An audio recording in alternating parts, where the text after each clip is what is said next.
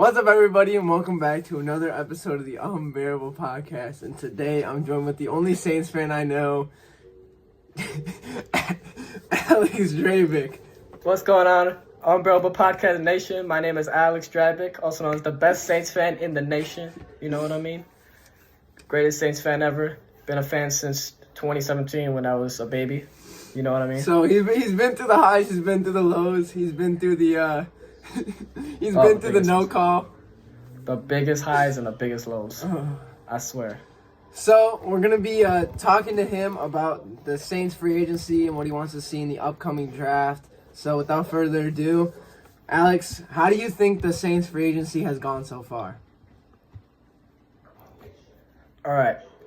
Looking through the whole free agency in general, we have been quite solid, you know. Not as good as like the Bears, of course, the Giants, the Eagles, all of them have been making moves. We have not made as much moves as others, but it's been mostly defensive moves like Chase Young, Ugo Amadi, a good safety.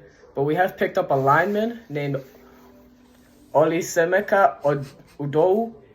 I think that's what it is. It's very African. He used to be a really good offensive tackle. Now he's on the Saints, so that's going to help us with our O-line. We've got a few receivers. We got a quarterback named Nathan He used to be on the Bears. Peterman, Bears former legend. Bear, Nathan Peterman. You know what I'm saying? But overall, it's been quite solid. We still have one more thing to do, and that's get to the draft, you know. And hopefully we don't suck like last year's draft, where we picked up an ass defensive tackle. So overall for the for the Saints free agency, what grade would you give like the Saints on how good they're doing? Overall, I think I'd give it a C to like a C plus. You know, other teams have been way better than us, but we have not been the Cowboys, who hasn't done shit, or the Giants. But you know, we have at least picked up a few talents, but we haven't made any major moves. That's really the problem that we've had. So heading into the draft, where do you think the Saints should like focus their like main attention on, like what positions, and like is there any like main notable guys that you want to use your picks to get? Most likely we will get someone on offense because last year our offense was horrible. And it's mainly really our QB, our running backs, everything. So, honestly, as a Saints fan, we should definitely draft a quarterback, but it's unlikely. So, a few players that I feel like we should get. We could try to trade up to get J.J. McCarthy, which would be a pretty good fit for the Saints. One player I think is a really big sleeper pick is Brock Bowers from the Georgia Bulldogs. Probably one of the best tight ends in the whole entire league if he comes drafted in. Any offensive lineman in general, because our O-lines has been quite old and, you know, we kind of needed some fresh meat up in the line. But we could always get a receiver. Maybe we could draft Marvin Harrison Jr. somehow if we trade up to him. But that's really all the people I think would be a good fit for the Saints, you know? Okay. So with obviously the Falcons gaining so many pieces, they got Kirk Cousins, Darnell Mooney. I mean, they're primed to be like one of the top teams in the NFC South. Where do you think the Saints are going to finish in the NFC South? So, yeah, the Falcons are going to be really good. They're going to be our biggest competition.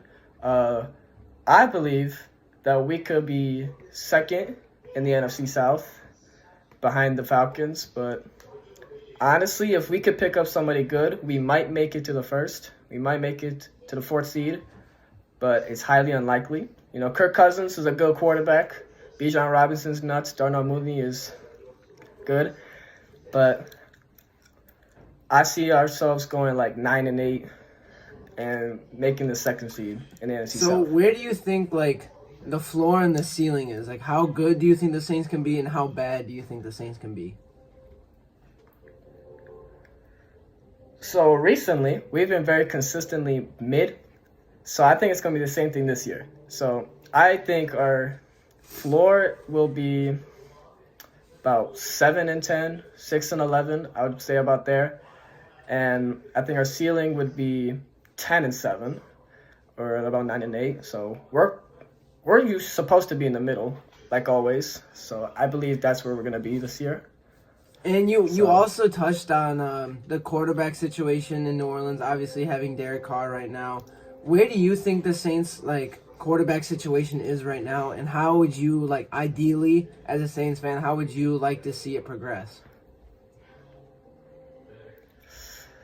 So it's not the worst, but we have been paying Derek Carr a huge amount of money, which we shouldn't have. We could have kept him on a cheap deal; it would have been a good offer. But in the future, I know Derek Carr is going to probably play his last year here. This next season, this will probably be his last year. Or if we really don't make any QB moves, it might be another 2 more years. But in 3 years, I expect him gone. And I expect us to either draft a pretty good quarterback in the next 2 years, a good prospect, or we could trade for another quarterback. Maybe, if I think about it, maybe we can get Jalen Hurts. We could get Kirk Cousins, maybe.